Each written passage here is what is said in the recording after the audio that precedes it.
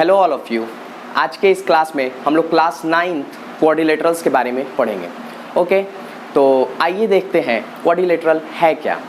तो क्वाड्रिलेटरल का सबसे पहले तो हमें डेफिनेशन पता होना चाहिए कि आखिर क्वाड्रिलेटरल्स किसको कहते हैं। ओके, तो any close figure which is bounded by four side, any closed figure which is bounded by four side is known as quadrilaterals. What is the definition of quadrilateral? कि any closed figure which is bounded by four sides. Suppose माना हमने कि क्या है ये चार sides हैं। देखिए एक ए बी सी और सी डी और ए डी, ये चार साइड है ना। तो कोई भी क्लोज फिगर चार साइडों से बाउंडेड हो तो उसको क्या कहेंगे? क्वाड्रिलेटरल कहेंगे। इतनी बात समझ में आई? तो क्वाड्रिलेटरल्स में क्या क्या होता है, जैसे कि ये चार साइड का फिगर है ना, ये चार साइड से क्वाड्रिलेटरल्स इंक्लोज्ड है। ये भी एक क्वाड्रिलेटरल है, ये भी एक क्वाड्रिलेटरल है, ये भी एक क्वाड्रिलेटरल है ना, ये भी एक क्वाड्रिलेटरल है। बात समझ में आया? ये सभी क्या है? चार साइड से इनक्लोज है, यानी कि चार साइड के कोई भी क्लोज फिगर को हम लोग क्या कहेंगे? Four sided close figure is known as quadrilateral. इतनी बात तो सबको समझ में आ गई। ओके, नेक्स्ट अब हम लोग चलते हैं कि एक क्वाड्रिलेटरल्स की क्या क्या प्रॉपर्टीज होती है। ठीक है, फिर चलेंगे हम लोग क्वाड्रिलेटरल्स के क्या क्या टाइप्स होते हैं। तो सबसे पहले हम लोग आते हैं प्रॉपर्टीज ऑफ क्वाड्रिलेटरल। ओके, इतनी बात तो आप लोगों को समझ में आ गई कि क्वाड्रिलेटरल क्या है। चार साइड के क्लोज फिगर को हम लोग क्या कहेंगे? क्वाड्रिलेटरल कहेंगे। ओके, अब क्वाड्रिलेटरल के पास क्या क्या चीज़ें होती हैं, जैसे सपोज कि ये एक क्वाड्रिलेटरल है, ठीक है, ये ए, ये बी, ये सी, ये डी। इस क्वाड्रिलेटरल के पास क्या है? चार एंगल होंगे, एक एंगल ये। A quadrilateral has four angles, है ना, four sides,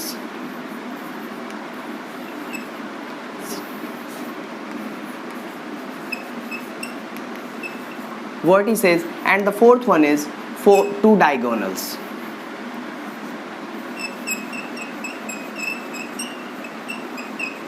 Okay, a quadrilateral has four angles, four sides, four vertices and two diagonals. इतनी बात क्लियर है? अब आते हैं प्रॉपर्टीज ऑफ क्वाड्रिलेटरल। क्वाड्रिलेटरल की क्या क्या प्रॉपर्टी है? तो सबसे पहली प्रॉपर्टी जो है क्वाड्रिलेटरल की क्या है? Angle sum property.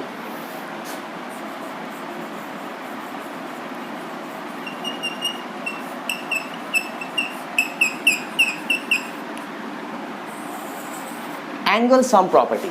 Angle sum property किसको कहते हैं? जैसे कि आपने ट्रायंगल के एंगल, तीनों एंगल का सम 180 पढ़ा था, उसको एंगल सम प्रॉपर्टी कहते हैं। उसी तरीके से क्वाड्रिलेटरल में क्या होता है कि क्वाड्रिलेटरल के चारों एंगल का जो सम होता है वो कितना होता है? 360 होता है। ओके, तो आइए देखते हैं। The sum of all angles of a quadrilateral is 360 degree. What does it mean? कि देखिए ये ABCD एक क्वाड्रिलेटरल है, इसका मतलब क्या हुआ? Angle A plus angle B plus angle C plus angle D is equal to क्या होगा? 180 डिग्री होगा। ओके, ये हमारा थ्योरम है, इसको हमें प्रूव भी करना होगा। ठीक है, तो इसको प्रूव करने के लिए हमें क्या करना होगा? पहले तो एक क्वाड्रिलेटरल ड्रॉ करते हैं। तो मैंने एक क्वाड्रिलेटरल वहाँ ड्रॉ कर दिया है, तो मैंने ले लिया कि let ABCD is a quadrilateral, है ना। तो यहाँ पर उसी क्वाड्रिलेटरल को ड्रॉ कर देता हूँ।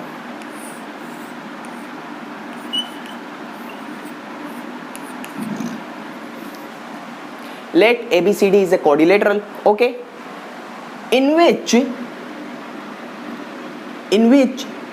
AC is a diagonal. क्या मैंने लेट किया कि ABCD एक क्वाड्रिलेटरल है जिसमें AC क्या है? क्वाड्रिलेटरल का क्या है? डायगोनल है। ओके, तो जरा देखिए, this AC divides the quadrilateral into two triangles. अब इस AC ने क्या किया? ये इस क्वाड्रिलेटरल को दो ट्रायंगल में डिवाइड कर दिया। What are those triangles? ADC and ABC, है ना। तो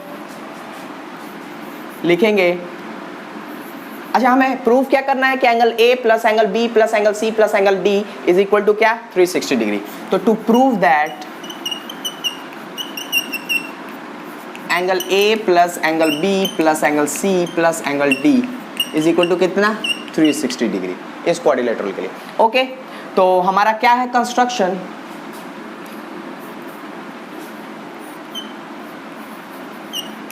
कंस्ट्रक्शन क्या है, ड्रॉ AC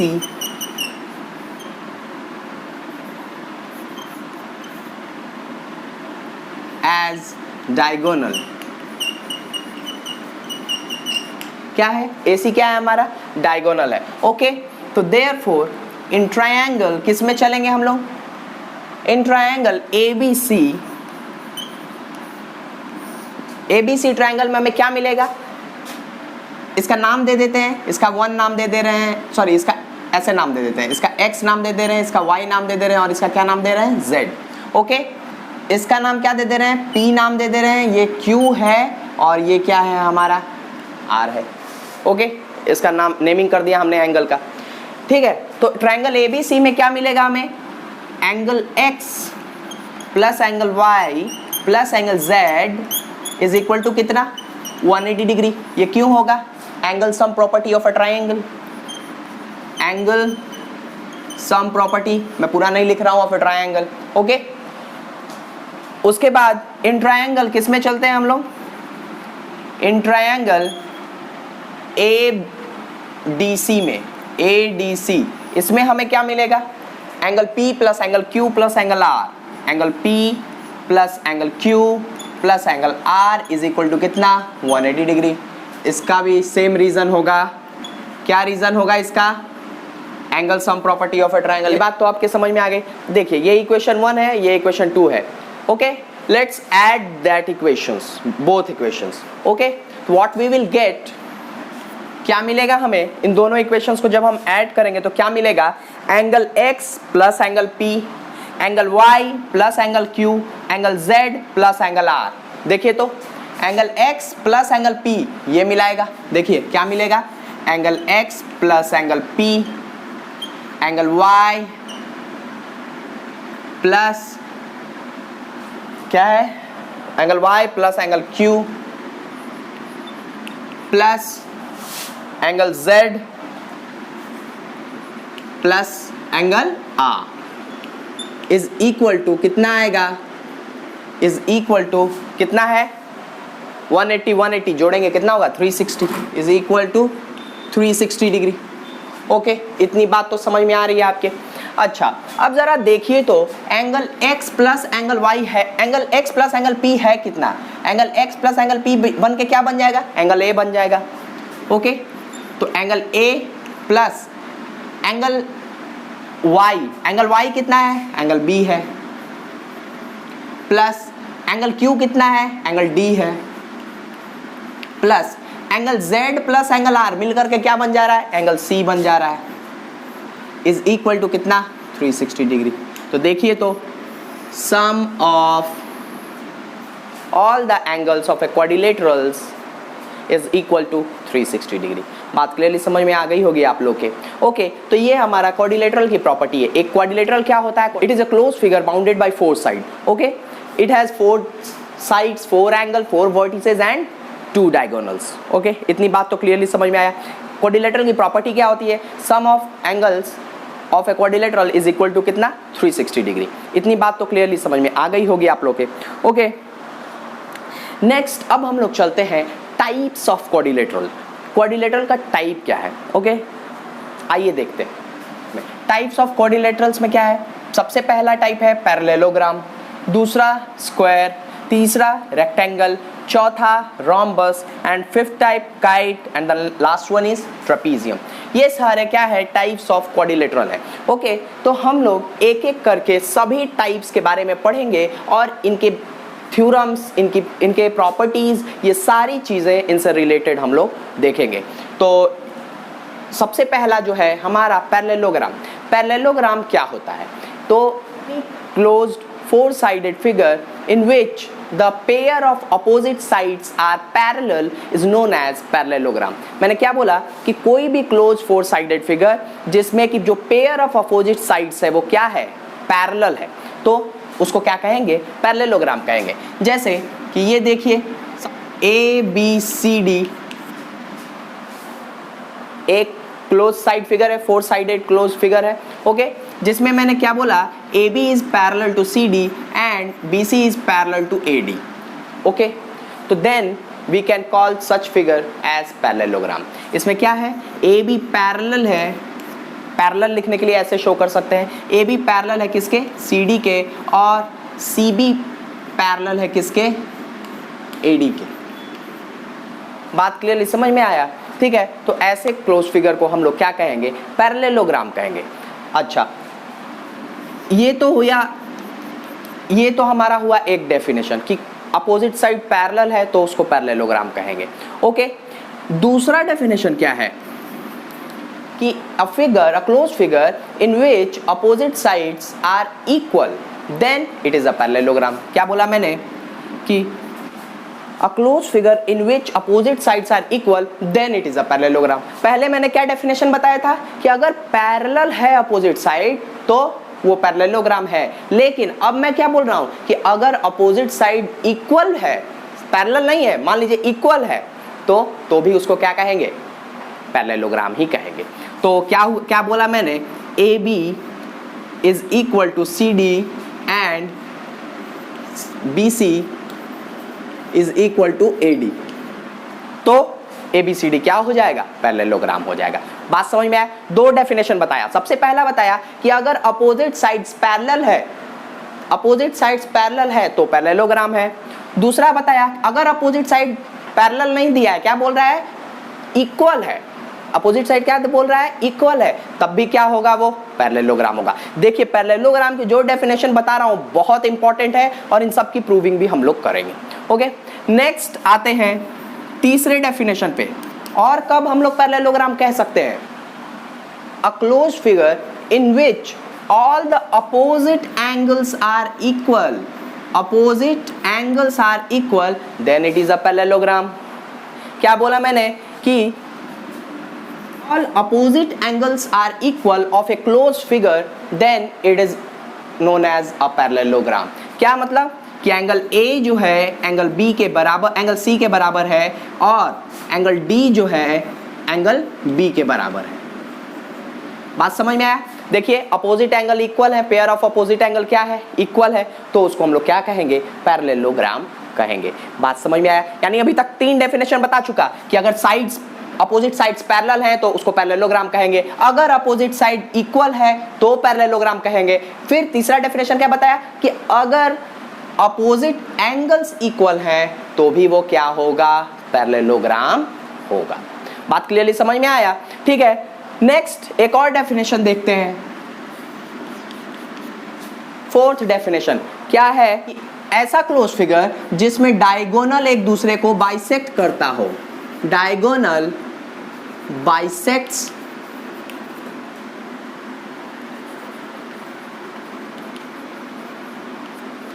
ऐसा क्लोज फिगर जिसमें डायगोनल एक दूसरे को बाइसेक्ट करता हो तो भी हम लोग क्या कहेंगे, वो क्लोज फिगर को पैरेललोग्राम कहेंगे। व्हाट डज इट मीन कि देखिए ये एक डायगोनल है, ये एक डायगोनल है, ओके, तो इसका बाइसेक्ट करता है मतलब एक दूसरे को इक्वल एक ही पॉइंट पे काटता हो बराबर बराबर भाग में।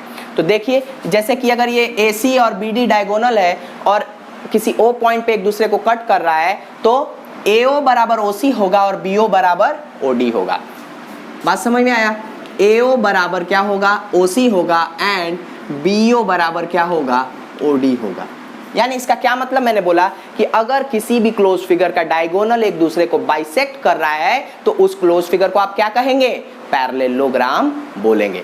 इतनी बात समझ में आ गई, ठीक है। नेक्स्ट एक और डेफिनेशन है, उस पे भी आ जाते हैं। नेक्स्ट डेफिनेशन है कि a close figure in which only one pair of opposite sides are equal and parallel then it is called parallelogram। क्या मतलब कि कोई भी क्लोज फिगर हो गया, जैसे कि मान लीजिए यही फिगर हो गया ABCD, ठीक है। अब इसमें इसको पैरेललोग्राम हम कब कहेंगे, तो सबसे पहला कंडीशन कि अगर अपोजिट साइड्स पैरेलल हैं तब हम इसको पैरेललोग्राम कहेंगे। अच्छा भाई, दूसरा कंडीशन क्या है, अगर अपोजिट साइड इक्वल है तब भी हम उसको पैरेललोग्राम कहेंगे।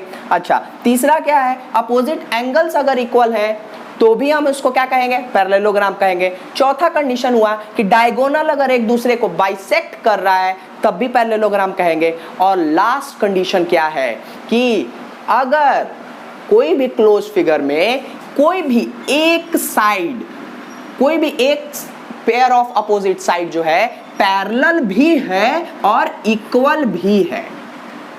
बात समझ में आया? कोई भी एक अपोजिट साइड, जैसे कि इस फिगर में ए बी पैरेलल है सी डी के और A B equal to C D के है, तब इस केस में हम क्या कहेंगे, इसको पैरेललोग्राम कहेंगे। बात क्लियरली समझ में आया? तो ये 5 चीज अपने दिमाग के अंदर अच्छे से फिट कर लीजिए कि पैरेललोग्राम का क्या डेफिनेशन होता है, क्योंकि ये 5 डेफिनेशन से क्वेश्चन आते हैं और बहुत अच्छे अच्छे क्वेश्चन आते हैं। अगर ये 5 चीज समझ गए हैं आप तो फिर पैरेललोग्राम में कोई आपको रोक नहीं सकता है।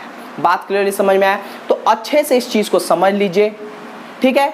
अब इन सब की हम लोग प्रूविंग भी करेंगे। ओके, तो प्रूविंग के लिए हम लोग नेक्स्ट क्लास में इसकी प्रूविंग करेंगे। ओके, तो ये 5 चीज अच्छे से समझ लीजिए।